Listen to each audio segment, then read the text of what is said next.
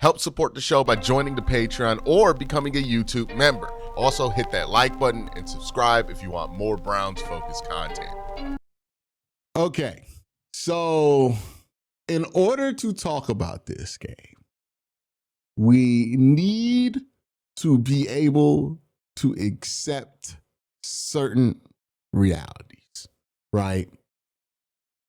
Reality one, the Browns were never going to be in a great position to beat the Chicago Bears this week. That's reality one, right?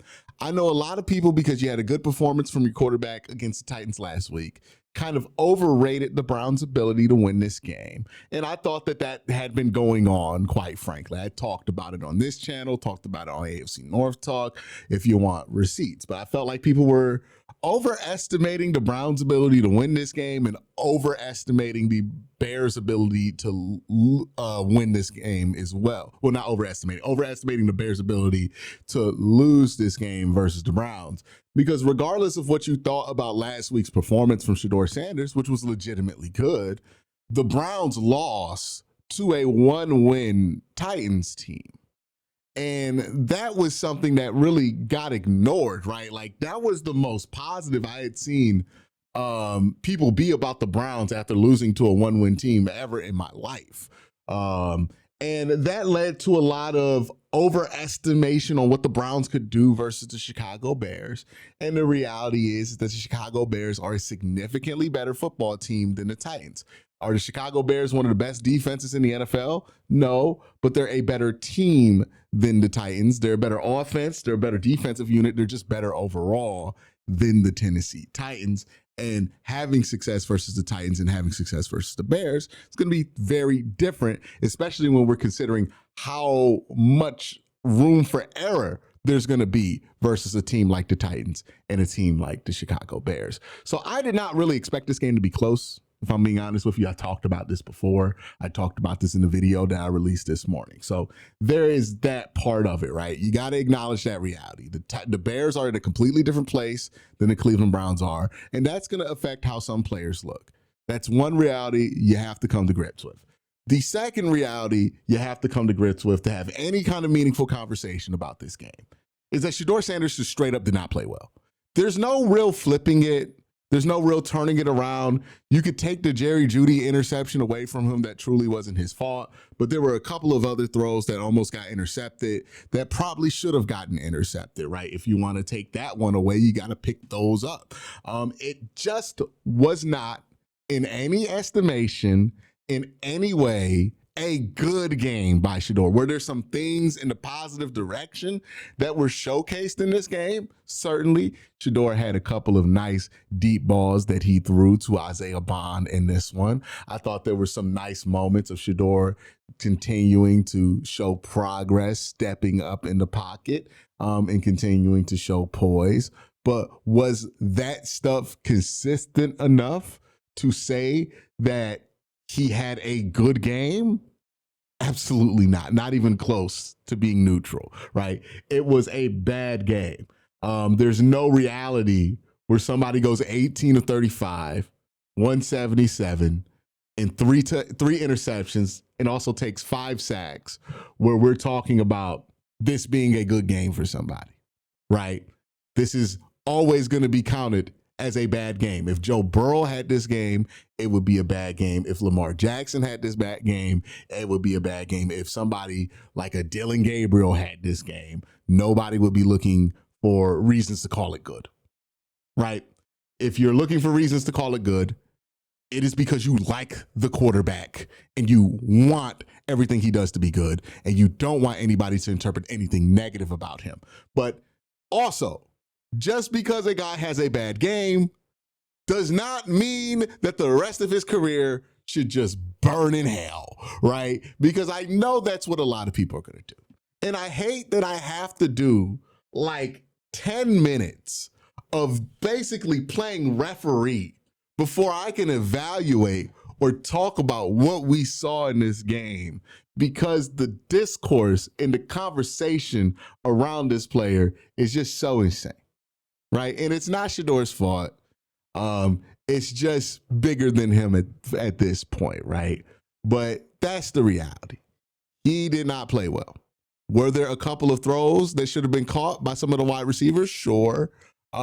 Should Jerry Judy's interception be counted against him? Probably not. That's not Shedeur's fault that interception happened. I think that's squarely something you could put on Jerry Judy. It was actually a pretty nice throw from Shedeur, one of his nicer throws. But the Browns in this game only had 6 first downs. They got a bunch at the end of the game, so maybe they got to 10. But for most of this game, they had like 6. They got 3 at the end of the game. So they ended with 9 first downs. To put that in perspective, the Chicago Bears, a functioning offense, got 21 first downs, right? The Browns' third down efficiency was atrocious in this one, right? They were 4-14, 1 of 10 for most of the game until they got to the last part of the game where we usually call it garbage time. They were about 1 for 10. So not a good game for Shedeur. Again, I hope we are at the point that we are mature enough, or at least most of the people watching the video are mature enough to be able to acknowledge that Shedeur did not play well, but also it doesn't mean that his career is over. Okay? We don't have to argue like his career is over. He simply had a bad game. Every quarterback that plays in the league is going to have bad games, right? This is why I talked about in the video in the morning about process versus results for Shedeur, right? For me, this game was about process, not results. I wasn't looking for Shedeur to upset the Bears. I didn't expect Shedeur to upset the Bears because I understood inherently that that would be a ridiculous expectation for somebody and an unfair expectation for somebody when this team is coming off of a loss to a team that had 1 win before beating the Cleveland Browns. It would have been ridiculous to say, hey, we're going to lose to the 1-11 Tennessee Titans, but we're going to come back and beat the Bears on the road. The first place Bears, like we're just going to do that. That would have been a ridiculous expectation. I did not expect the Browns to win, and I kind of expected this game not to be close. So for me, watching this game, it was more about the process there. So I don't think I'm going to end up being as negative on this game as some people are, right? If you came into this results focus and you wanted results and expected results from Shedeur, you're going to be gravely disappointed because he did not produce results at all. There was some stuff that he produced that would get you excited from a process standpoint, right? I thought he did not drift as much in this game, which is good, right? Stacking that progress on top of each other. I thought that he did a good job of stepping up in the pocket and not bailing from clean pockets. I thought that, when he got opportunities to make big plays, he did his best to complete those opportunities. Sometimes he got a little hungry for those opportunities, and one of those resulted in an interception on a pass intended to Harold Fainin. Other times I felt like he wasn't as, like he has this tendency when he's throwing checkdowns to get kind of like lackadaisical in his process, and I thought that came up and bit him in the ass on the interception where he didn't see the linebacker. So there's still a lot that you need to correct with Shedeur and need to learn about Shedeur, positive and negative. But with this game, it was bad, right? It wasn't a good game for him. I thought there was some stuff from a processing standpoint, well, not processing, but from a process standpoint that you could be happier with Shedeur.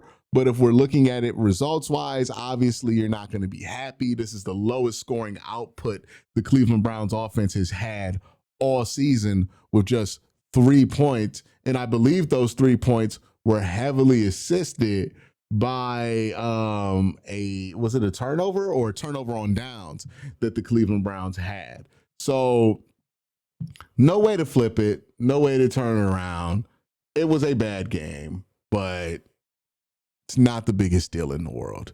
I hope that we're at the place to understand that. I don't think that the national media is going to be at that place. I don't think that people on Twitter are going to be at that place. But I hope the vast majority of you who are watching, who are Browns fans, who want what's best for the Browns, are at the place to maturely understand it was not a good game. We don't have to defend it like it was a good game. We don't have to try to twist and pull it and lie to ourselves and tell us it was a good game. It was a pretty shitty game. Any 3-interception game is going to be interpreted as a shitty game for any QB. Rookie or not, reps or not, you throw 3 interceptions in a game, people are going to say you play it like shit. It is what it is. It comes with the territory. We don't have to lie about it, but we also don't have to panic about it. We don't have to freak out, and we don't have to make long-term assumptions about what a player is going to be based off of one game or a couple of results. Let the entire season play out. Let's see where the cards lie at the end of the season, and let's talk about what the Browns' moves are going to be once they get to that point of the season. So that's really what my takeaway is from this, right? Shedeur, not a good game, but also this is kind of the stuff you expect from a rookie quarterback trying to figure out the NFL. It didn't look like Johnny Manziel not belonging out there, right? It looked like a young quarterback learning a lot of stuff that he cannot get away with in the league the hard way. And that's just sometimes how it happens in the NFL, right? I think you'd be hard-pressed to find a rookie year without a bad game for most quarterbacks, especially quarterbacks who weren't taken in the first 2-3 rounds. So that's part of the process for Shedeur. And I've been saying this a lot. We got to get to the point where we're not freaking out if he has a bad game. There's some process stuff to look at. That's really kind of my 2 cents on Shedeur. I'll wait till the film breakdown to really make the rest of the determination there, because I want to see what the all-22 look like, because I feel like that's going to be important to the conversation with Shedeur. But the same way I didn't freak out and overreact to a good game from Shedeur, right? I was not one of those people talking about franchise quarterback, put him in a Hall of Fame. He's the next time after he put up a bunch of great stats versus the Titans. I praised it sufficiently, but we didn't go overboard, right? That's the same way. We're not going to do that in reverse this week. Now, are there some larger narratives to talk about that have started to form? Yeah, right. It's been real up and down with Shedeur as far as the results go, right? You get the great preseason opener, the bad preseason closer. You get the bad game versus Baltimore to start. You get the really solid start against the Raiders, and then a bad start versus the 49ers, and then a really, really solid start versus the Titans, and then a bad start versus the Bears. Also, what coincides with this is that Shedeur's good performances seem to line up exactly with teams that aren't good, that are actually worse than the Cleveland Browns record-wise. And you have Shedeur's bad starts lining up with teams that are over 500 and playing for the playoffs, which feels like something that you should pay attention to if that trend continues. We'll see if it does.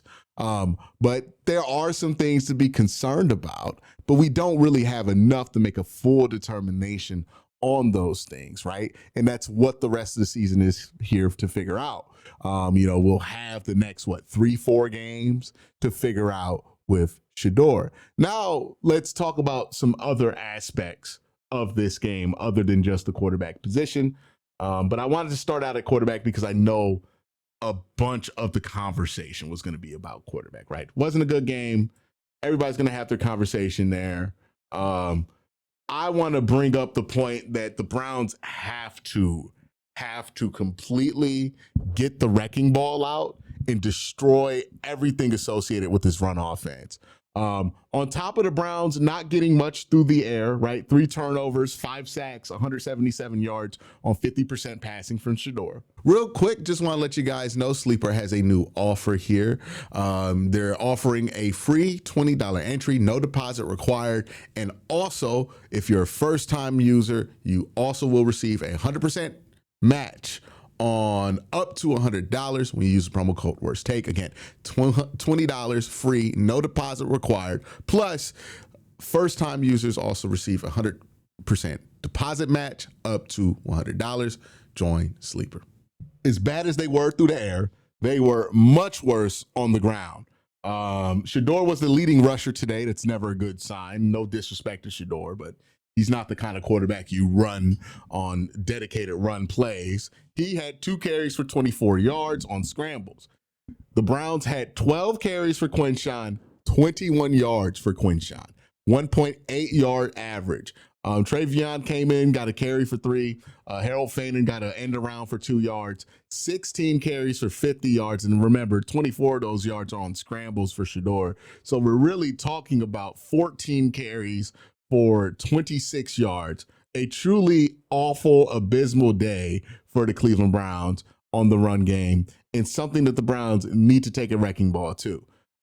Tommy Rees, I think he's done some solid stuff in the passing game. I think his run game work has been very uninspiring. You combine that with the very uninspiring 3 years of work from Kevin Stefanski, and you can see one of the biggest problems with the Cleveland Browns right now. They are a team that is dedicating a lot of their coaching resources into running the ball. And what they're getting schematically, what they're getting from their offensive line is just not good enough to be able to sustain an offense around, let alone just like straight up. It's not good enough to exist in the NFL. Like, let's imagine the Browns were like this Bengals like team that had like all the wide receivers in the world.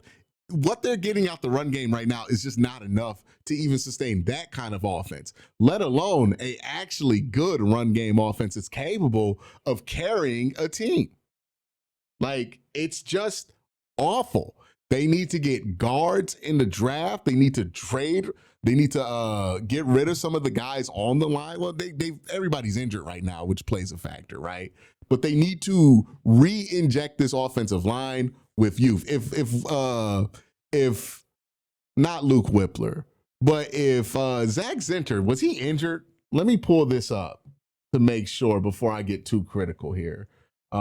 Because if Zach Zinter wasn't injured and he couldn't come into this game and Dillinger did, that is an awful sign. That is a horrific sign. Let's see what happened here before I freak out. So he was inactive for this game, right? Was he? Yeah, Zinter's inactive, but was he inactive with an injury? I know he was questionable at practice. So, yeah, he was questionable and then he was listed out. Okay, so he was ruled out. So Zinter's injured. So that's why he didn't play in this game. But yeah, they can't displace anybody in a run game with their guards. What the Browns do, their guards are going to be really important. This is a solid guard draft class, so you are going to be able to add some new talent to that room at the guard position. But you can't leave it all up to the draft. You got to get some guys in free agency as well. They gotta retool this entire run game because what we're seeing is uninspiring. They keep trying the same shit over and over again. They can't get it to work. It's just not good, not very useful. And we're getting horrific numbers out of Quinshon Judkins when we know that Quinshon's not a bad running back. So that is a huge problem with the Browns right now, like outside the passing game. The run game is just so freaking terrible. Like, I feel like we're going to talk so much about the 3 interceptions today that run game is going to go under discussed, much like the loss to the Titans did last week. And I think that's unfortunate because this run game, the numbers they put up versus a Bears defense, that's solid against the run, is abysmal. And honestly, if you look at what they put up against bad run defenses, it hasn't been good. They can't move anybody in the run game. They have no power. It's been like that for 3 years. They need to get stronger and younger at those positions, and they need to do it immediately because this run game is not helping anybody at the quarterback position. We want to talk about receiving stuff. It starts with Jerry Jeudy. I think I tweeted out earlier that Jerry Jeudy is the Greg Newsome of wide receivers. And what I mean by that is Jerry Jeudy is just good enough to justify keeping on the team and cheap enough to justify keeping on the team. But he is certainly bad at enough things to piss you off along the way. And this was another prime example of Jerry Jeudy doing stuff to piss you off, right? Last week was good Jerry Jeudy. This week was terrible Jerry Jeudy. And much like Greg Newsome, Jerry Jeudy just cannot be your number 1 option on offense. He has to be like your number 3 or 4 option on offense. He'll bother you much less if that's where he is. He'll still bother you, but he'll bother you much less. Right now, the Browns have him as a number one option. It's not good. Shedeur targeted Harold Faden like 14 times in this game, ended up kind of turning into an interception because he kept targeting him. Right now we got one guy taking up 14 targets. Like that just tells you that you need to draft some wide receivers. I say draft 2 wide receivers in the draft. So offensive line, wide receiver, bad performance from the quarterback position. Not a great day for the Browns offense at all, right? I think this was a sobering day for a lot of people who got high off of last week's performance. And look, last week's performance by Shedeur was really good, and by the offense in general was pretty good, especially at the end of the game. But back to reality, right? The Browns offense has some real fucking problems, and we better take every single one of those problems extremely seriously, right? Quarterback, run game, receiving, offensive line, take all of those issues very, very seriously this offseason and consider all angles that things can be improved, whether you're comfortable firing the coach, whether you're comfortable drafting a quarterback, whether you're comfortable with new wide receivers or not. You got to be looking at all avenues to improve this offense because it simply is not what it needs to be. It's not NFL quality right now. It's not mediocre. It's not even mediocre. It's just trash. So that's where you are. The defense, I thought, had a pretty bad first quarter, but held it together for most of the game in the third quarter until the offense turned it over. Like, I'm not really upset at the defense, if I'm being honest. Like, they started the game out pretty poor, gave up 14 points right off the bat, but then they stabled things up pretty well from the second, third, and fourth. Like, the Browns had a lot of opportunity to get back into this game. But like we've seen many times this season, right? The Browns are 11 points away. We're like, oh, we're really not that far away from being close. We just need a touchdown. And then boom, they get the big turnover. They turn the ball over, and then that opens the gates here. That's what happened with the Browns. Shedeur threw an interception that opened the floodgates for the Browns offense. For the Bears offense. So another one of those performances, another game where the Browns lose very familiarly. Myles Garrett got 1.5 sacks, should have been 2, but they took away half of his sack, gave it to Shelby Harris in this one.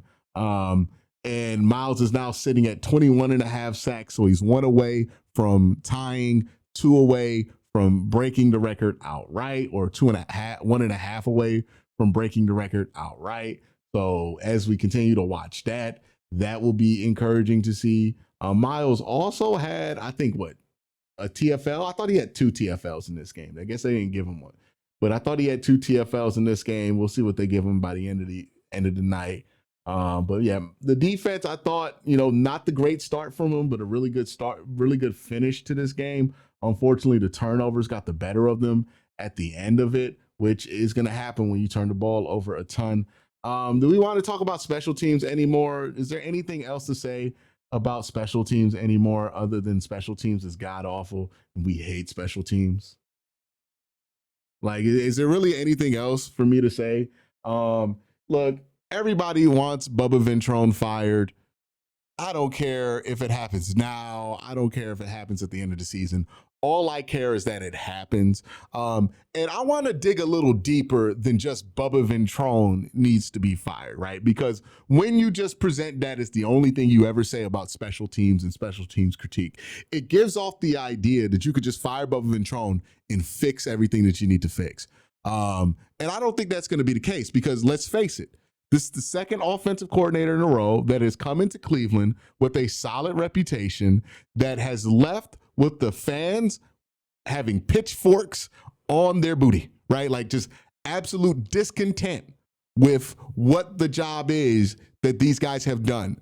It happened with Mike Prefer, who had a okay reputation in Minnesota, and it's happening now with Bubba Ventrone. Now, this is not to say that Bubba Ventrone's actually good at his job and Cleveland's making him bad. This is to say, are there some deeper elements here that are contributing to the failure here other than Bubba Ventrone is not good at his job? Because, yeah, I do think Bubba Ventrone stinks at his job. I've said it for 3 years. But I do think it's also weird that Bubba Ventrone has been struggling at his job for 3 years. He's also the associate head coach, and there's no other special teams assistant on this team. Part of the reason the Browns can't fire Bubba Ventrone in the middle of the season is they have nobody to take over special teams right now. Just they don't have it. There's no other special teams coach on this team other than maybe a quality control intern.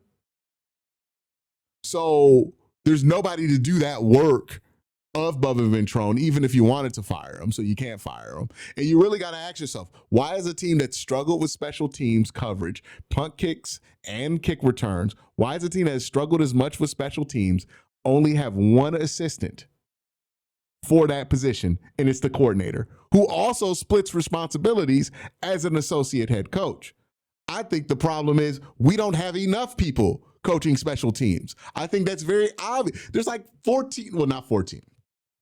There are like 20 people on the special teams unit. There's one coach and he's splitting responsibilities. That does not seem like a great combination there. And I feel like that's part of why special teams always looks like this, especially since they have the current alignment with Kevin Stefanski and Bubba Ventrone. Like, it feels like that can't be a good thing for the Browns, you know? So yeah, fire Bubba Ventrone, but man, if we just hire another special teams coordinator to come in here, have no assistants, also split associate head coach duties, and think that everything's going to be hunky-dory okay, I don't know.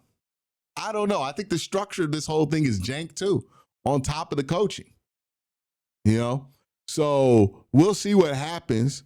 But I want to dig a little deeper with the special teams criticism than simply fire Bubba. It's real easy to say fire Bubba. Then they bring in somebody and everybody's happy. But are the structural concerns that have been exposed with the special teams going to actually be addressed?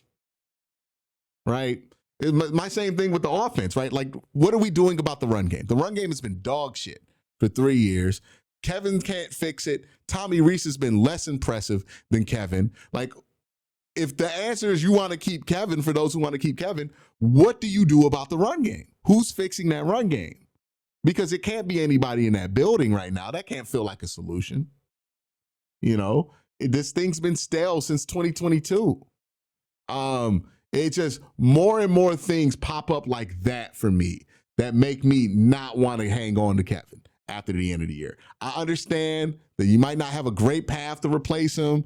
But you really got to ask yourself, can he solve those problems? And if the answer isn't yes, you just got to move on and trust your process to find somebody who could do better, you know?